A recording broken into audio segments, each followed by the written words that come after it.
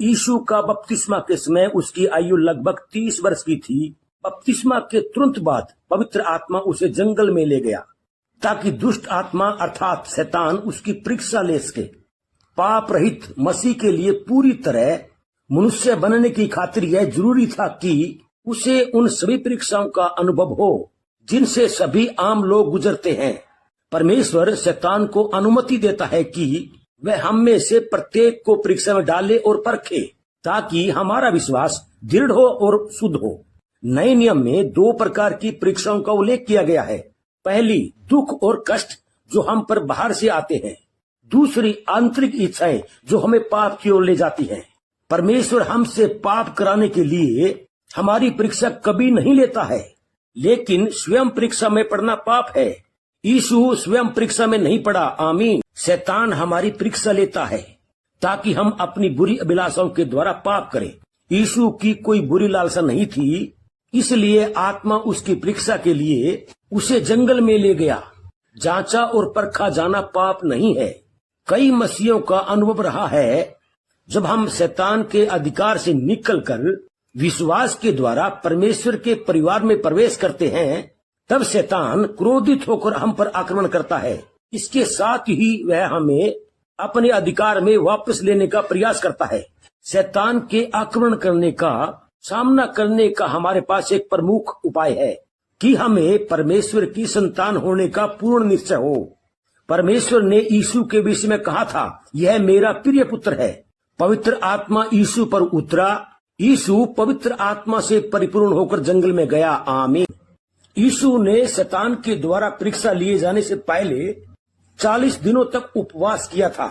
यह उन 40 वर्षों का चिन्ह था जिनमें मिस्र से बाहर निकलने के बाद यहूदियों की सीने के जंगल में परीक्षा ली गई थी। उसी प्रकार यीशु की भी परीक्षा की गई, परंतु यीशु यहूदियों की तरह परीक्षा में नहीं गिरा। हम भी यीशु की तरह पवित्र आत्मा से भरपूर होकर शैतान पर जयवंत हो सके। इसलिए लगातार हमें प्रार्थना करना चाहिए। संत मत्ती ने जिन 3 परीक्षाओं का उल्लेख किया है वे 1 यूहन्ना 2 अध्याय की 16 आयत में उपलब्ध 3 परीक्षाओं के भी अनुरूप है। शरीर की अभिलाषा, आंखों की अभिलाषा और जीविका का घमंड। वे पिता की ओर से नहीं परंतु संसार की ओर से है। आमीन। पहले परखने वाले शैतान ने यीशु के मन में यह संदेह डालने का प्रयास किया कि वह परमेश्वर का पुत्र था। शैतान ने कहा, यदि तू परमेश्वर का पुत्र है तो सिद्ध कर, अद्भुत काम करके दिखा। तुम भूखे हो, तुमने 40 दिनों से कुछ नहीं खाया है, इन पत्थरों को रोटियों में बदल दो। यीशु को भूख और दर्द क्यों सहना चाहिए था? वह आरामदायक जीवन व्यतीत कर सकता था। फिर भी यीशु हमारी खातिर दुख सहने और अपना प्राण देने के लिए इस संसार में आया। यीशु के क्रूस पे लटकाए जाने के उपरांत ठट्ठा उड़ाने वाले लोगों ने यीशु से कहा, अपने आप को बचा, यदि तू परमेश्वर का पुत्र है तो क्रूस से उतर आ। क्रूस से उतराने की परीक्षा पत्थरों को रोटी में बदलने के समान थी, क्योंकि यीशु जंगल में शैतान पर जयवंत हुआ। आमीन।